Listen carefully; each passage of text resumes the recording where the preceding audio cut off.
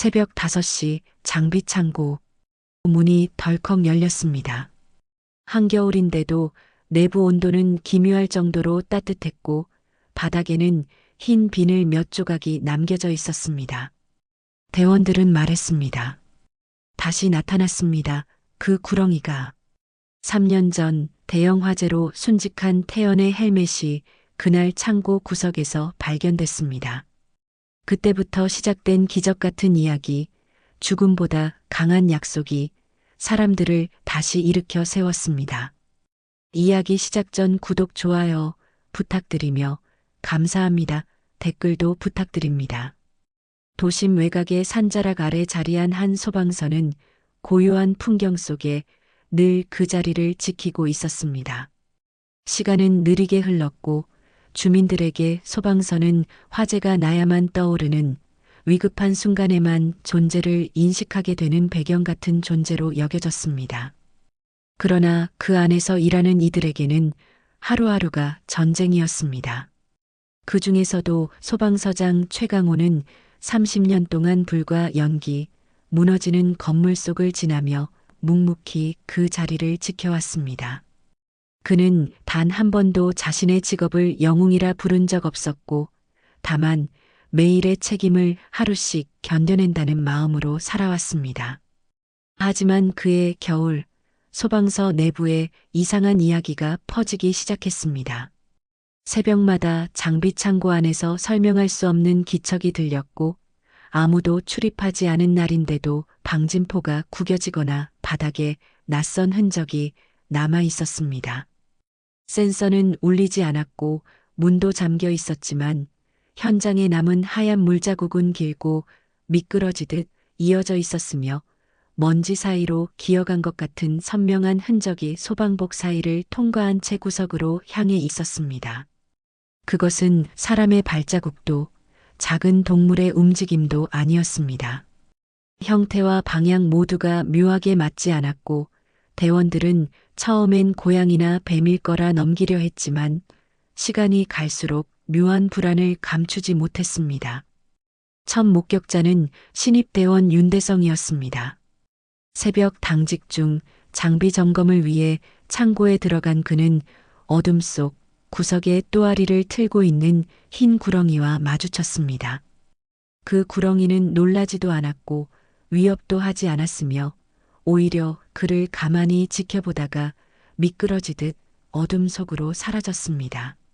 남은 것은 미지근하게 따뜻해진 공기, 그리고 소방복 옆에 떨어져 있던 오래된 장갑 한 짝이었습니다. 그 장갑은 3년 전 대형 화재 현장에서 순직한 태연 소방교가 마지막까지 착용했던 것과 똑같은 모델이었고 실제로 유족에게 전달된 것과는 마모 흔적이 다르다는 점에서 대원들을 더욱 혼란스럽게 만들었습니다. 이후 흰 구렁이에 대한 이야기는 빠르게 소방서 안에 퍼졌습니다.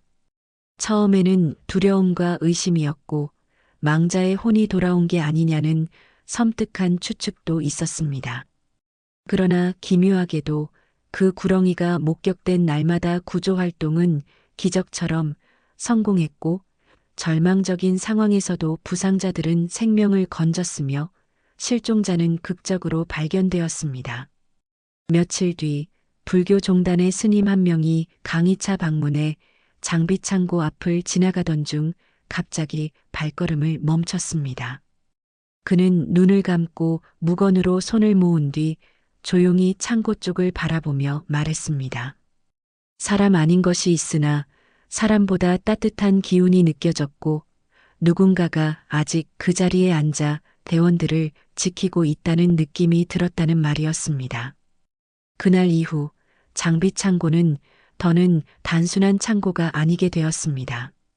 대원들은 출근길마다 그 앞을 지나며 고개를 숙였고 말없이 간식 하나씩을 두고 가는 대원도 생겼으며 때로는 순직 동료의 이름을 적은 낡은 헬멧이 조용히 놓여 있기도 했습니다. 최강호 서장 역시 처음에는 이런 일들을 믿지 않았습니다. 자연은 종종 사람의 마음을 조롱하듯 기이한 우연을 만들고 인간은 상실을 견디기 위해 신하를 만든다는 걸 그는 너무 잘 알고 있었습니다. 그러나 어느 날 새벽 직접 장비창고 문을 열고 들어섰을 때 그는 구석에 웅크리고 있는 흰 구렁이와 마주쳤습니다. 구렁이는 그를 보며 도망가지도 않았고 조용히 그러나 분명히 기억하고 있는 눈빛으로 그를 바라봤습니다. 마치 동료를 다시 알아보는 것처럼 마치 아직 할 일이 남았다는 듯한 침묵의 시선이었습니다.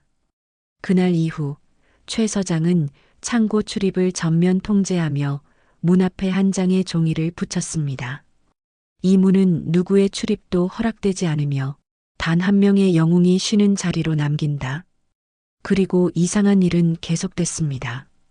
흰 구렁이가 목격된 날은 어김없이 구조 성과가 따랐고 위기의 순간마다 대원들은 극적으로 빠져나왔습니다. 누군가는 꿈에서 순직한 태연의 얼굴을 보았다고 말했고 누군가는 출동복 안에 누군가의 손이 등을 밀었다고 느꼈다고 고백했습니다. 강호는 더는 부정할 수 없었습니다. 그것은 단순한 뱀이 아니었습니다. 그것은 한 명의 소방관이 생전에 품었던 마지막 사명, 동료를 지키려 했던 의지, 그리고 끝내 완수하지 못한 약속이 형태를 바꿔 이 세상에 남아있는 신념의 형상이었습니다. 이야기는 이제 조용히 시작되고 있었습니다. 누구도 보지 못한 곳에서 그러나 모두의 마음속에 깊이 남을 방식으로 장비창고에서 흰 구렁이를 마주한 이후 소방서 내부의 분위기는 조용히 변했습니다. 누구도 먼저 말하지 않았지만 모두가 그것을 의식했습니다.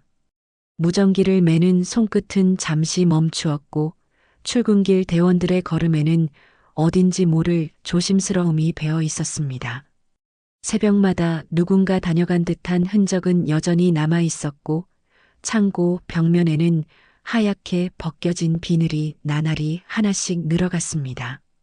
대원들은 이 낯선 존재를 두려움으로 받아들이기 시작했습니다. 그것은 생명의 위협이 아니라 도무지 이해할 수 없는 기이함에서 오는 심리적 긴장이었습니다. 그러던 중 한밤중 구조 출동에서 돌아온 소방사 한 명이 장비 해체를 위해 창고 문을 열었다가 구렁이가 서서히 빠져나가는 장면을 다시 목격하게 되었습니다. 아무도 없던 새벽, 대기 중인 호스와 방열복 사이를 천천히 지나가던 그것은 바닥에 그림자처럼 스며들었고 철제 사다리 아래에서 조용히 몸을 말며 사라졌습니다. 그는 심장이 뛴 채로 문을 닫았고 이후 며칠 동안 불면에 시달렸습니다. 그러나 기이하게도 그날 화재 현장에서 발생한 붕괴 사고에서 모두 무사히 빠져나왔다는 사실이 그를 침묵하게 만들었습니다. 시간이 지날수록 목격담은 한두 건씩 늘어났습니다. 공기에서 느껴지는 낯선 온기, 호련히 흔들리는 방수 커튼, 사람 손이 닿지 않은 위치에서 이동된 방열복, 말로 설명할 수 없는 조짐이 반복되자 대원들은 점점 더 심리적 압박을 느꼈습니다. 일부는 장비 점검을 혼자서 하지 않으려 했고 몇몇은 근무일지를 작성하며 자신이 본 것에 대해 짧은 문장을 남기기 시작했습니다.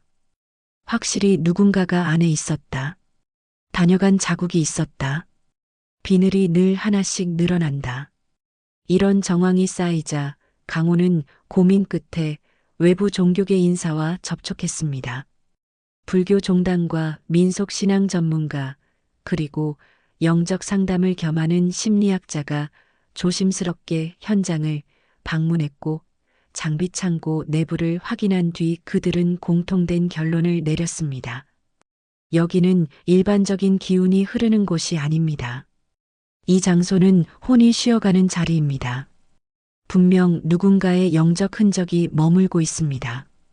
그것이 해를 끼치려는 의도는 없고 오히려 강하게 지켜야 한다는 의지가 느껴집니다.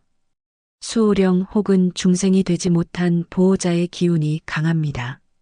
그 말을 들은 이후 소방대원들의 태도는 조금씩 바뀌기 시작했습니다. 두려움은 여전히 존재했지만 그것은 불가해한 존재를 향한 공포가 아니라 차마 가까이 다가서지 못하는 존중에 가까운 감정이었습니다. 말보다 눈빛으로, 설명보다 예로써 그 존재를 받아들이는 변화였습니다. 출동을 앞둔 대원들이 장비창고 앞을 지날 때마다 헬멧을 살짝 들어 올려 인사하는 모습이 보이기 시작했고, 일부는 아무 말 없이 손바닥을 펴서 문 위에 얹어두곤 했습니다. 그리고 이상한 일은 또 하나 있었습니다.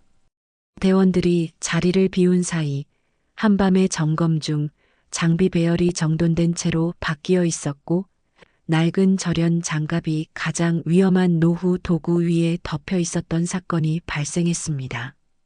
누군가가 분명 사고를 막으려는 행동을 했다는 사실에 모두가 놀랐고, 이후로는 누구도 그 현상을 의심하지 않았습니다.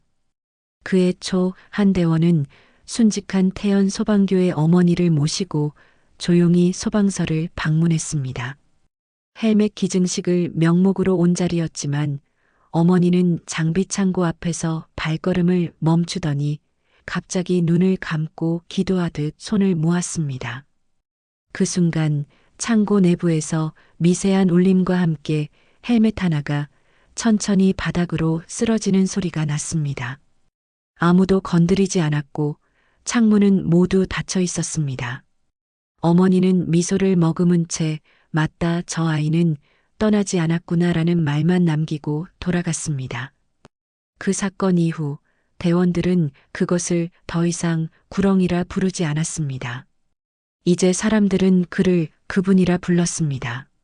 누구보다 먼저 화재를 알아채고 누구보다 빠르게 위험을 감지하며 보이지 않는 손으로 대원들의 생명을 지키는 소방서의 수호자이자 아직 떠나지 않은 동료로 받아들이기 시작했습니다. 그해 봄, 이상한 일은 더욱 자주 일어났습니다. 장비창고 앞에 남겨진 흰 비늘이 선명해진 날이면 어김없이 출동이 있었고, 그날의 구조활동은 언제나 기적처럼 정확하고 안전하게 끝이 났습니다. 구렁이는 보이지 않았지만 그 존재의 흔적은 늘 먼저 현장을 예감하듯 움직이고 있었습니다. 4월의 어느 날 낡은 다세대 주택에서 화재 신고가 들어왔습니다. 불길은 이미 2층에서 시작돼 옥상까지 치솟았고 잔불 속에 갇힌 일가족 3명이 구조 요청을 하고 있었습니다. 최강호 서장은 평소보다 10초 이상 빠르게 현장에 도착한 차량 배치를 확인했고, 도착한 첫 조는 현관이 아닌 건물 뒤편 좁은 골목으로 진입했습니다. 그 길은 차량 진입이 불가능한 공간이었고 매뉴얼에도 표기돼 있지 않았지만 출동 중 구렁이가 나타났다는 보고를 받은 한 대원이 그 방향으로 본능적으로 움직인 결과였습니다. 기어이 그 골목 끝 창문을 깨고 들어가 구조한 사람은 6세 여아 한 명이었고 연기 흡입 직전의 순간이었습니다. 한 대원은 그날 이후 작업복 주머니 안쪽에서 낯선 비늘 한 조각을 발견했습니다. 그는 소리 내 말하진 않았지만 구조대 간담회 때 수첩에 조용히 한 문장을 적었습니다. 누군가 내 뒤에서 손을 당겼다. 기록은 남았고 아무도 부정하지 않았습니다. 두 번째 사건은 5월 중순 방음벽 공사 중 무너진 토사 사고였습니다. 현장에 갇힌 작업자 수는 4명이었고 3명은 구조 후 응급처치로 생명을 유지할 수 있었지만 마지막 1명은 토사 밑에서 2시간 이상 묻힌 상태였습니다. 그를 구조할 수 있었던 이유는 오직 하나, 흙더미 위에 놓인 안전모 하나가 누군가에 의해 수직으로 세워져 있었기 때문이었습니다. 어느 누구도 들어갈 수 없던 곳이었고 카메라 사각지대였습니다. 소방관들은 그 위치를 따라 굴착했고 정확히 그 아래에서 마지막 생존자를 끌어올릴 수 있었습니다. 현장 기록 사진에는 아무도 가져간 적 없는 오래된 형식의 소방 헬멧이 구석에 놓여 있는 모습이 남아 있었습니다. 헬멧 안쪽에는 희미하게 태연이라는 글자가 써 있었습니다. 세 번째 사건은 폭우가 내리던 날 벌어졌습니다. 산사태 위험 지역으로 지정된 구간 근처에서 어린아이들이 실종됐고 긴급 구조 요청이 접수됐습니다. 헬기까지 동원된 수색 상황에서 구조견도 찾지 못한 아이들의 위치를 창고 앞에 놓여있던 구조도면 위에 비늘이 가리키고 있었습니다. 장비 정리대 위에 펼쳐져 있던 그 도면은 누가 올려둔지 알 수 없었지만 이상하게도 그 위에 맺힌 빗물은 전혀 번짐없이 종이 중심을 동그랗게 둘러싸고 있었습니다.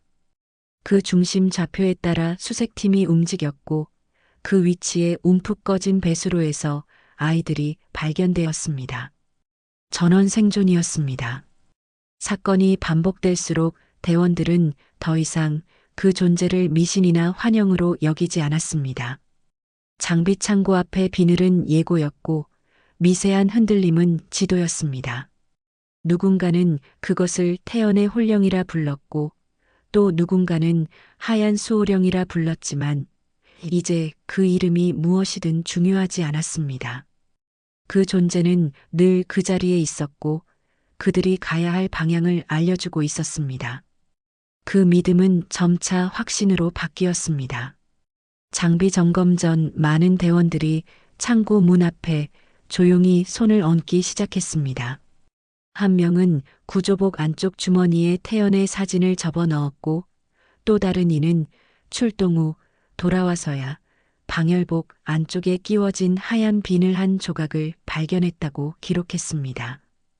이 모든 일이 한 방향을 가리키고 있었습니다. 흰 구렁이는 모습을 드러내지 않아도 분명 살아있는 생명의 방향을 기억하고 있었습니다. 죽은 자가 남긴 것이 아니었습니다. 살고자 했던 이들이 남긴 정신의 흐름, 그리고 그 정신을 따라 살아가는 자들의 걸음이 이제는 기적이라는 이름으로 사람들의 마음에 자리 잡고 있었습니다. 7월의 어느 무더운 밤, 시 외곽 창고 밀집 지역에서 대형 화재가 발생했습니다.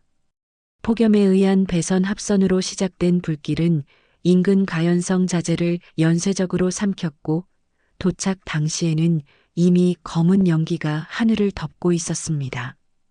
불길은 3층짜리 목재 창고를 중심으로 확산되고 있었고 내부에는 아직 확인되지 않은 작업자가 남아있다는 신고가 반복 접수되고 있었습니다.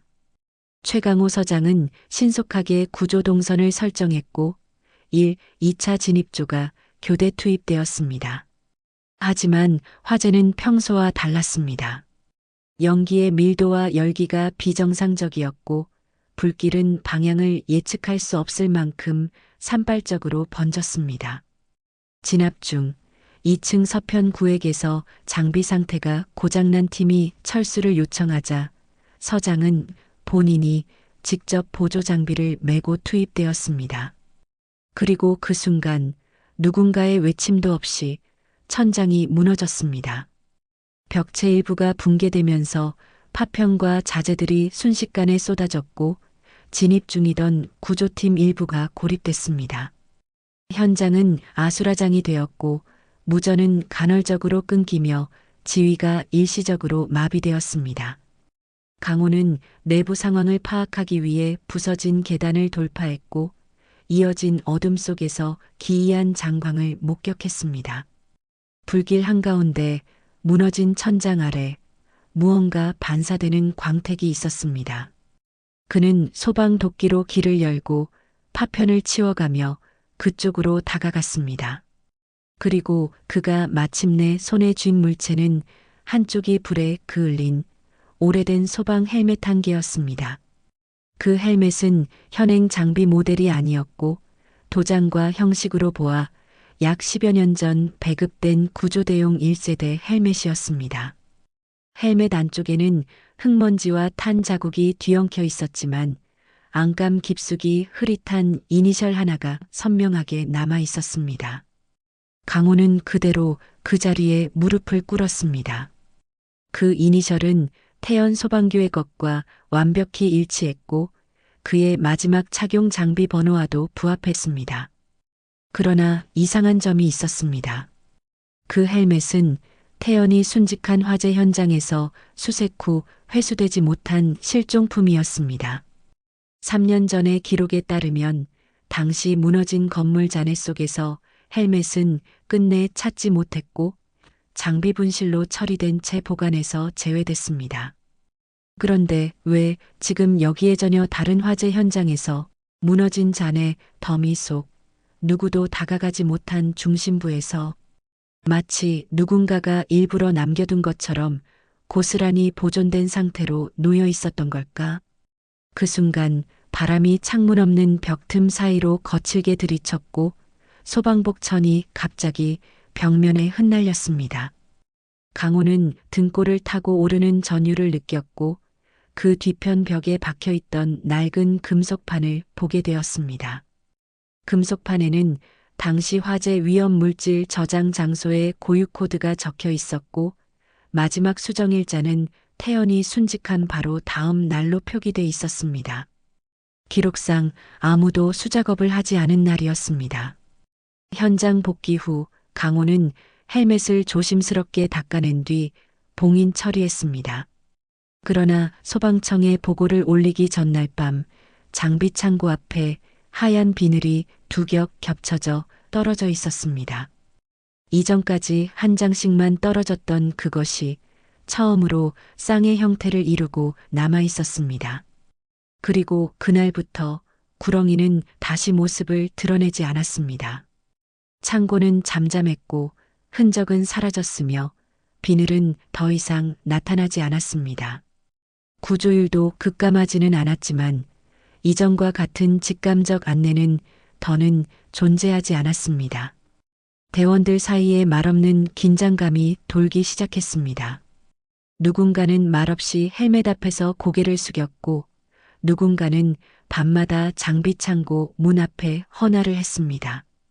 태연의 흔적이 돌아왔다는 확신은 오히려 사람들의 마음을 무겁게 만들었고 그들이 기적이라 여겼던 모든 일들이 이제는 한 사람의 고통스러운 희생과 맞닿아 있었다는 사실이 모두의 심장을 조용히 짓눌렀습니다. 무더운 여름이 끝나갈 무렵 구조 훈련을 위한 창고 정리 작업이 시작되었습니다. 대원들은 그동안 접근을 꺼리던 장비 창고 구석 공간까지 청소하던 중 내부 벽면 뒤 철제 캐비닛 하단에서 작은 방수 천으로 감싸진 철제 상자 하나를 발견했습니다. 먼지와 녹이 쓴 외관은 세월을 고스란히 품고 있었고 개봉된 순간 내부에서 나온 것은 바삭하게 말라붙은 노트 한 권과 열쇠 꾸러미 그리고 오래된 필름 사진 몇 장이었습니다. 노트의 표지에는 개인 비망록 태연 소방교라는 손글씨가 쓰여 있었고 날짜는 순직하기 1년 전부터 사고 직전까지 기록되어 있었습니다. 그것은 누군가에게 전달하려 했던 보고서가 아닌 자신에게 남긴 마지막 기록, 고백과도 같은 말 없는 일기였습니다. 페이지를 넘길수록 대원들은 숨을 죽였습니다. 그는 매일매일 자신이 구조했던 사람들의 얼굴을 기억했고 실패했던 순간마다 밤새 잠을 이루지 못했다고 적었습니다. 건물 안에 다 들어가지 못한 건 내 용기 부족이다. 소방복 안에서 동료가 떨고 있을 때 내가 먼저 눈을 피했다. 내가 없을 때도 누군가를 지켜볼 수 있다면 얼마나 좋을까? 그리고 마지막 장에는 이런 문장이 남겨져 있었습니다. 만약 내가 구조하지 못하고 남게 되면 내가 있던 자리를 대신 지켜줄 무언가가 되었으면 좋겠다. 말도 못하고 다가가지도 못하고 다만 조용히 그 아이들이 돌아올 때까지 그 자리에 앉아 있을 수 있다면. 그 구절 아래에는 뱀을 형상화한 작은 낙서가 그려져 있었습니다. 민속 전설에서 구렁이는 종종 보호령, 집지킴이, 선한 홀령의 표상으로 해석되었습니다. 그림 옆에는 조용히 이런 문장도 남겨져 있었습니다. 산이 사람을 기억하면 짐승이 혼을 받아간다. 그는 자신이 남긴 책임의 무게를 죽은 후에도 누군가 대신 지켜주기를 바랐고 그 마음은 형상 없이 사라지지 않고 마침내 구렁이의 모습으로 이 세상에 머물러 있었던 것이었습니다. 흰 구렁이는 전설도 아니었고 단지 동물도 아니었습니다. 한 사람의 간절한 소망과 미처 끝맺지 못한 사명이 만들어낸 형체 없는 동료였습니다. 그날 이후 소방서 안에는 말할 수 없는 변화가 생겼습니다. 누군가는 장비 보관함 위에 작은 구렁이 형상을 조각으로 만들어 놓았고, 누군가는 야간 근무일지에 날짜 대신 비늘 있음 혹은 기척 없음이라는 짧은 메모를 남기기 시작했습니다. 대원들은 더는 그 존재를 무서워하지 않았습니다. 그 존재는 그들과 함께 훈련했고 출동했고 돌아오는 길에 항상 그 자리를 지키고 있었습니다. 태연의 일기는 공식 보고서에 편입되지 않았지만 그 사본은 모두가 한 부씩 나눠 가졌습니다. 그리고 최강호 서장은 장비 창고 안 아무도 손대지 않던 그 벽 한편에 짧은 문장을 새겼습니다. 당신은 살아서도 죽어서도 우리의 가장 먼저 움직인 사람이었습니다. 대원들은 그 이후로 말없이 헬멧을 벗고 창고 앞을 지났고 매월 13일이 되면 국화꽃 한 송이를 문 앞에 놓았습니다. 구렁이는 다시 나타나지 않았지만 모두가 알고 있었습니다. 그 존재는 결코 사라진 게 아니라 자신의 사명을 다했기에 스스로 물러난 것이라는 사실을. 그리고 그날 밤 창고 외벽 창문 너머로 흰 구렁이가 멀리 산등성이를 따라 천천히 움직이는 뒷모습을 보았다는 대원의 마지막 목격담이 전해졌습니다. 그 누구도 확인하지 못했지만 모두가 그가 돌아가는 길이었다는 것을 알 수 있었습니다. 태연의 일기가 발견되고 나서 한 달 뒤 소방서장 최강호는 조용히 하나의 결정을 내렸습니다. 창고 내부 비늘이 자주 발견되던 철제 선반 아래 구역을 철거하고 그 자리에 기억의 방이라 불리는 작은 추모 공간을 마련했습니다. 이 방은 누군가의 지시가 아닌 모든 대원들의 자발적 손길로 꾸려졌고 시멘트 바닥 위에 처음 놓인 것은 태연의 오래된 헬멧이었습니다. 그 옆에는 그의 일기사본, 마지막 구조 기록, 그리고 대원들이 돌아가며 남긴 손글씨 메모가 붙었습니다. 메모의 문장들은 짧고 담담했습니다. 잊지 않겠습니다. 당신 덕분에 돌아왔습니다. 저도 누군가에게 그런 사람이 되겠습니다. 추모관 내부는 아주 작았습니다. 무릎을 굽히면 닿을 만한 낮은 천장, 숨을 쉬면 바로 벽에 닿는 좁은 공간. 하지만 그곳은 누구에게도 작지 않은 무게로 다가왔습니다. 매일 아침 교대 근무 전 한 명씩 돌아가며 조용히 그 방을 들렀고 어떤 날은 한참을 머무는 이도 있었습니다. 대원들은 말하지 않았지만 모두가 알고 있었습니다. 그 방 안에 앉아 있으면 누군가가 곁에 같이 있는 듯한 기분이 들었고 아무도 묻지 않아도 자신이 왜 이 일을 하는지 떠오르는 순간이 있었기 때문이었습니다.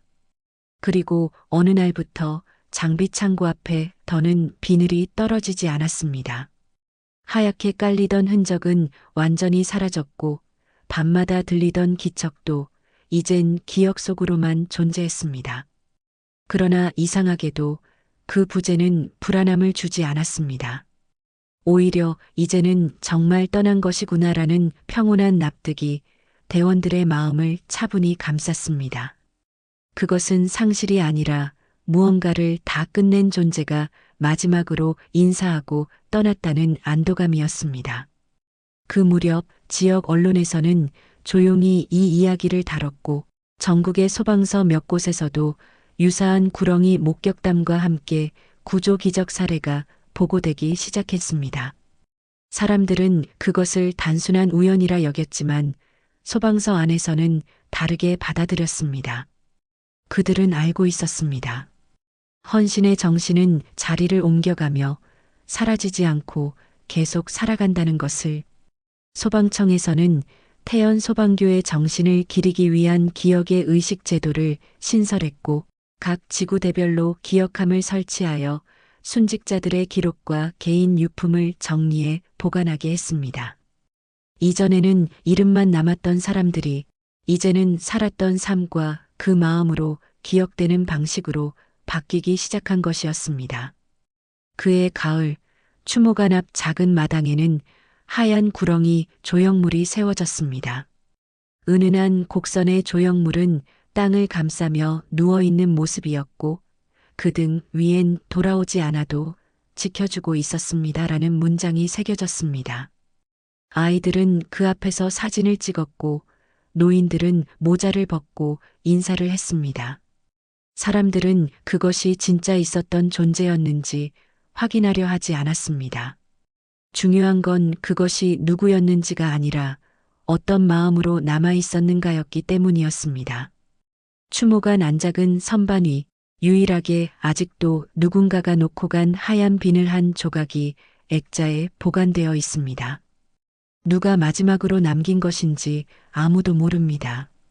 하지만 그 자리에선 지금도 누군가가 곁에 서서 조용히 지켜보고 있는 듯한 미묘한 따뜻함이 사라지지 않았습니다. 사라지지 않는 이름, 남겨진 자들의 마음에 뿌리 내렸습니다. 그 겨울, 전국 소방청 공식 훈령에는 태연 소방교의 이름이 포함된 새로운 조항이 삽입되었습니다. 기억의 자리제도. 순직하거나 실종된 소방관의 정신을 기억하기 위한 물리적 공간을 각 지구대 내에 설치하고 대원들이 자율적으로 헌신의 가치를 되새길 수 있도록 운영하는 내부 지침이었습니다. 태연의 일기 중 일부 문장은 전국 소방학교 교재에 인용되었고 그의 마지막 기록은 신입교육의 개문 영상 속 내레이션으로 낭독되었습니다. 그의 이름은 이제 안타까운 사망자가 아니라 지켜낸 자이자 살아있는 정신으로 남았습니다. 장비 창고 앞에 서서 문을 여는 신입들은 의식처럼 고개를 숙였고 경험 많은 대원들은 출동 전 문득 주먹을 쥐고 어깨를 조였으며 그 마음 어딘가엔 언제나 태연이라는 이름이 소방관으로 살아가는 이유로 남아 있었습니다. 그 영향은 조용하지만 깊게 번져갔습니다. 어느 지역의 소방서에서는 누군가 비번이라도 스스로 훈련장을 정비해두고 어느 기동대에서는 보이지 않는 누군가가 지켜보고 있을지도 모른다는 믿음 아래 장비 배치 각도를 0.1도까지 맞추는 습관이 생겼습니다. 사람들은 말하지 않았지만 모두 알고 있었습니다. 그 믿음은 감시가 아니라 함께 싸우는 존재를 인정하는 예의였고 그 정신은 비늘처럼 보이지 않게 쌓이면서도 어느 순간 결정적인 순간에 생명을 구하는 방향을 가리키는 나침반이 되어 주었습니다. 몇 달 뒤 서울, 부산, 강릉, 대전 등 주요 소방서 앞에는 태연의 이름을 기린 하얀 흔적 기념비가 하나둘 세워졌습니다. 대리석 바닥 위 눈처럼 박힌 얇은 조각들은 빛을 반사하지 않았지만 누군가 그 위에 조용히 손을 얹을 때마다 온기가 느껴진다는 말이 돌았습니다. 최강호 서장은 정년을 맞이한 날 혼자서 추모관 앞 의자에 앉아 하늘을 올려다보았습니다. 그의 손에는 태연의 마지막 일기 복사본이 있었고 무릎 위엔 여전히 작고 말라붙은 하얀 비늘 한 조각이 놓여 있었습니다. 그 비늘이 어디서 떨어졌는지는 알 수 없었습니다. 그저 여전히 남아있다는 사실만이 중요했습니다. 그 존재가 아직도 떠나지 않았다는 믿음, 아니, 이제는 모든 대원의 마음속에 깃들었다는 확신. 퇴근하는 마지막 날, 그는 소방서 뒤편 언덕길을 조용히 걸어 나왔습니다. 그의 그림자 옆에는 어둡게 깔린 아스팔트 위로 뱀처럼 길게 늘어진 그림자 하나가 겹쳐져 따라오고 있었습니다. 바람은 없었고 기척도 없었지만 그는 그날 처음으로 혼잣말을 속으로 되뇌었습니다. 잘 지켜줬다. 이제는 우리가 그 자리를 지킬 차례다. 오늘의 이야기가 당신의 마음에 조용한 불꽃 하나를 남겼기를 바랍니다. 말없이 곁을 지키는 누군가의 희생과 사라졌지만 결코 잊히지 않은 이름들. 기억은 떠나지 않습니다. 우리 모두의 마음속에 하얀 구렁이처럼 조용히 살아 숨쉬고 있습니다. 구독과 좋아요, 그리고 기억합니다. 댓글로 함께 해주세요. 감사합니다.